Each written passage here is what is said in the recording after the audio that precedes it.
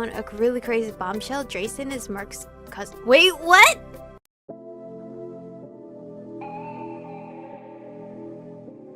We're born in the moonlight. Ain't a fan to say. Can't breathe in the sunlight. Hello, Aromas. This is Aromie here. Welcome back to Changeling. We're here with Ewan, and I think from what we were talking about last time, we were just talking about our feelings and everything, right? Or like how he has a hard time letting people in. I can't quite remember, I'm sorry. But no one can really understand what it's like to deal with my problems. And in the end, that part is the whole problem. I wasn't sure I believed that, but Ewan was so convinced, and I wasn't sure how to make him see otherwise. Ewan's phone chimed and he quickly pulled it out. Glancing down at the screen, a slow smirk spread across his face. What's that?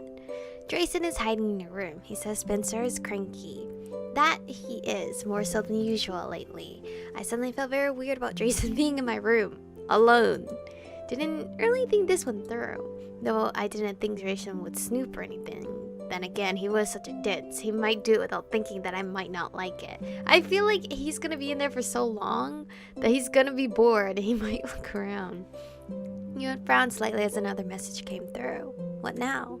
He definitely senses fairy magic from Spencer. I did too, but I thought it was just a residual magic from being around you. I mean, it can rub off in small amounts. Drayson says the magic has come from Spencer himself. It's just really weak. What does that mean? I don't know. He said there are several other magic auras in the house. I don't feel like either of you. It's definitely fairy magic. Evidence of some fairy activity for sure. That doesn't sound good, any of it. Is he saying Spencer has magic? But why? I mean, I did because of the changing thing, but why would he? I told Drayson to stay sharp and not let his guard down. I'm really worried about him being there alone. Whatever is going on there, he can probably handle it better than you, no offense. But you're still new to this. He's a full-fledged cryptic who has dealt with this stuff all his life. He's going to be fine. I really hope you're right. The final bell rang at that moment as I sat there worrying about my family, my friends, and the entire situation. How did we even get to this point? If Spencer has magic of his own, shouldn't he have been able to see the club? I knew he came up here several times while stalking me around. Well, it depends.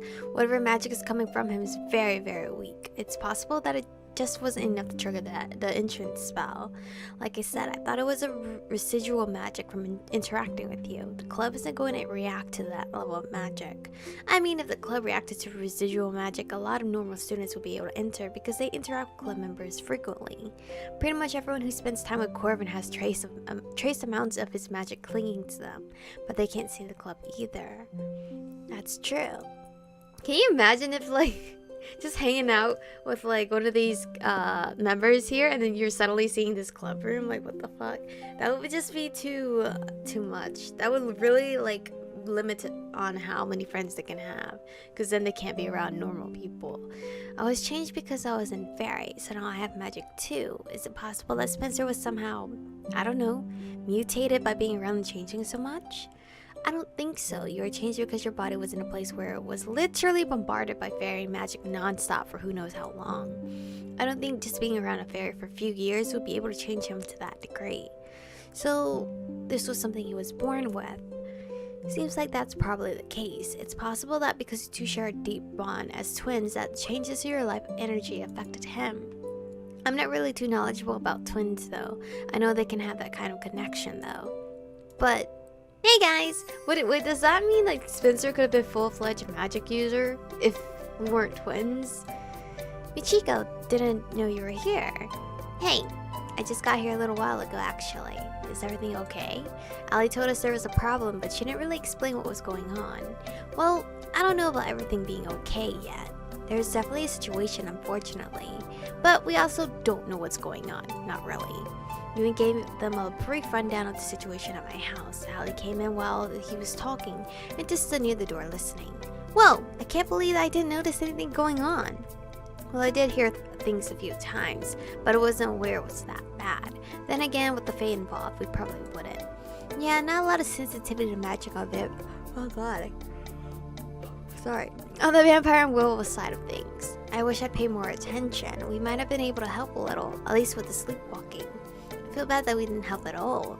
I understand why you didn't, but for the future reference, you can let us know if there are more issues. we'd gladly help out. Well, I don't have that situation anymore, so I appreciate that. Maybe you two can keep an eye on things now. We don't know how long Jason's going to be staying. Hopefully not long, though. I don't think my nerves can handle it. Come to think of it, this might be why Brenna's been acting so weird lately. Brenna? You mean at school? How has she been acting weird? Oh yeah, you guys are pretty close. I want to say we're close. It's just, Brenna's his cat. Michiko!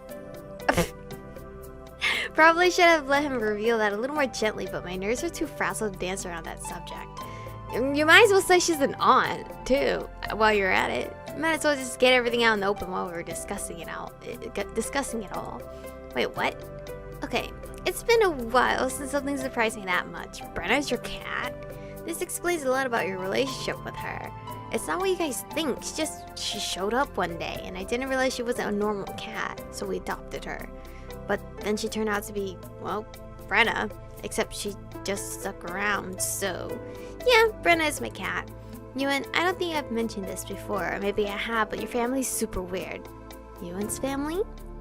She's his aunt. Dude, I'm just letting everything loose, like, I don't give a fuck no more. Brenna is your aunt? Michiko? I mean, I'm not wrong, so... Oh my god, can you stop just casually dropping these bombshells on us? I smirked slightly. I don't have any more, so... You're enjoying this way too much. It's my revenge for all the times you people did this to me. Ewan decided to just go with it. Yes, she's my aunt. Sort of? I don't know. I can't work out if she's actually married to my uncle or just engaged to him. Whoa, an uncle? Is he anything like your dad? I don't know, never met him. Based on what my dad is willing to tell me, I don't think he can actually leave there for some reason. Anyway, it's not that big a deal. If you want a really crazy bombshell, Drayson is Mark's cousin. Wait, what? Drayson is Mark's cousin? How's that even possible? Drayson's dad is Mark's uncle, so... Wait. And you're saying that it's not like a straight relationship? Because I haven't seen that in this game. Oh my god. Is everyone in this club related to everyone else somehow? That's super weird, because then you're all related. The idea of those two family gatherings really amused me. Dude, they don't even interact in the school. I kind of wanted to see it, to be honest. Ewan just laughed. I met him a few times at Drayson's place, so yeah. Man, someone needs to create a relationship chart at this place so we can figure out who's related to whom. This is nuts. As long as the one is their own grandfather or something, I think it's fine. Jeez. Anyway, I just came to drop off some stuff. I'm gonna have to head out. I'm one at the agency, unfortunately. I'll probably have to give a full report on the situation, though. I wouldn't expect anything to come of that. Well, nothing more than them monitoring it from afar. This is way too steep in fair politics for them to get involved at this point. Helpful. Though I'll see if maybe someone has some connections that might help us out. You never know. I understand. We need to head off too, but we'll definitely keep an eye on your place tonight, okay? Thanks. No problem. We'll let you know if anything happens. The three of them waved and headed off. Allie gave us a bit back. I thought she gave us a bag of food. I was like, what? A bag of food from the murder before she left. But to be honest, I wasn't all that hungry. All the fairy drama wasn't doing much for my appetite. I was too worried about, well, everything. Ewan didn't have that problem, apparently. He was already digging into one of the bags for a sandwich. I pulled a pillow on my lap, frowning at nothing. Hey, Ewan. Yeah? I was just wondering. You said your uncle can't leave Fairy. Is that somehow related to your dad's exile? Why do you ask? I don't know, just trying to get a better view for fairy politics, as Ali says. Trying to understand what makes fairies fairy along. Why they do the things they do. I guess I just feel like if I understand them better, I'll be able to figure some of this out. I don't really know the story behind my uncle, to be honest. I won't talk about it. I mean, I've worked some stuff out on my own, based on some of my own experiences. I guess you could say I've got a working hypothesis. Do you mind sharing it? Well, I don't know that hearing it will really help you solve the enigma of fairies or anything, but look, you know my dad was part of this slaw, right?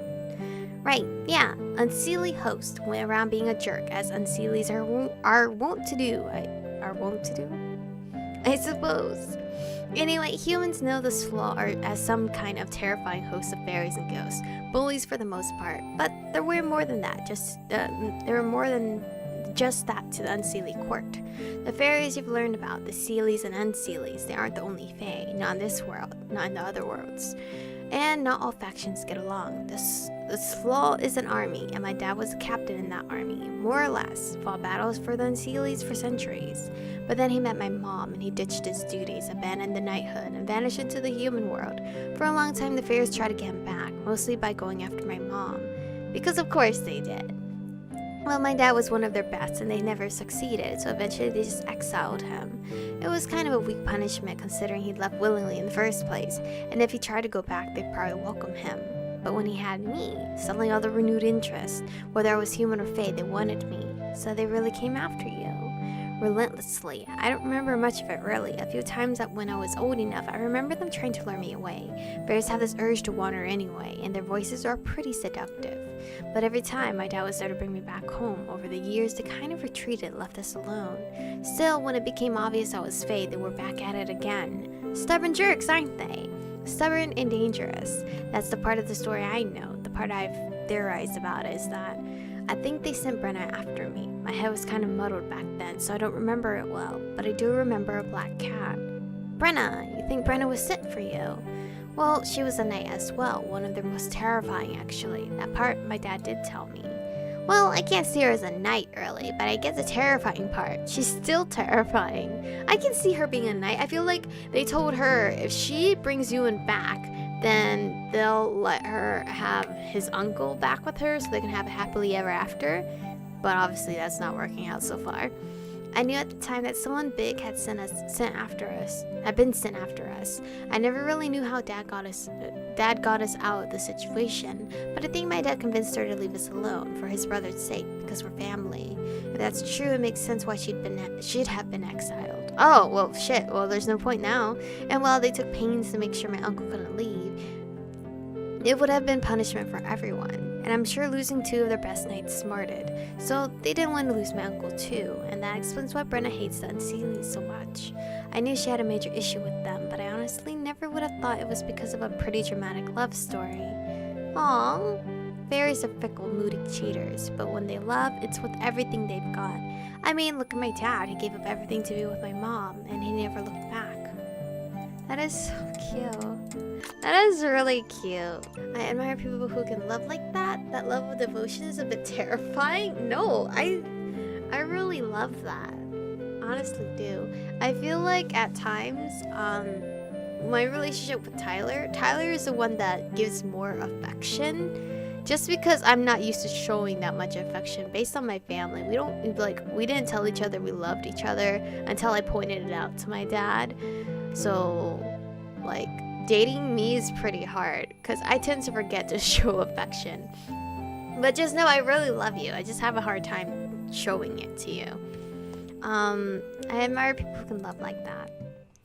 I really admire that ability to love with the whole heart like that. To just throw everything aside and give yourself over to that kind of emotion. You may find this hard to believe, but I struggle a little with feelings. Sincerity isn't really one of my virtues. I don't think that's totally true. Your snark is incredibly sincere, I think. Besides, as far as virtue goes, I think sincerity should be low on the list of concerns. Hey, are you implying I don't have many virtues? I'm just saying you might want to worry about some more important ones. Kindness, compassion. I'll have you know I am a super compassionate person. Height? Hey, that is not on the list. I smacked his arm. Height isn't even a virtue. It is if you want anything off the shelf, or top shelf in the kitchen, and you know what? I'll just use a step stool. I elbowed him in the gut, but he just laughed. To be honest, though, I feel the same way. I admire the part of Fae that can love so deeply, or pour themselves so fully into their endeavors. I pity so many of those I don't know how to pronounce this word. Endeavors? I don't know, involve kidnapping. Exactly. I hate the part of us, that makes us do terrible things without batting an eye. I don't think you have to include yourself in that us. You're not like that. Sometimes I wonder. I don't think I can say I got all the good parts and none of the bad. Hey, I didn't say you don't have bad qualities. I just said I don't think you're a kidnapper. things. I think. So, what's your take on this Spencer thing anyway? I mean, I know you're not an expert, but I'd like to hear your thoughts. At any rate, you know more about Faith than I do. Well, we're gonna save it for the next episode, because this is where we're gonna stop. You know what? I should just save up here, because all these save files are confusing me. Anyway, thank you guys for watching today's episode. Stay beautiful, and I'll see you guys in the next one.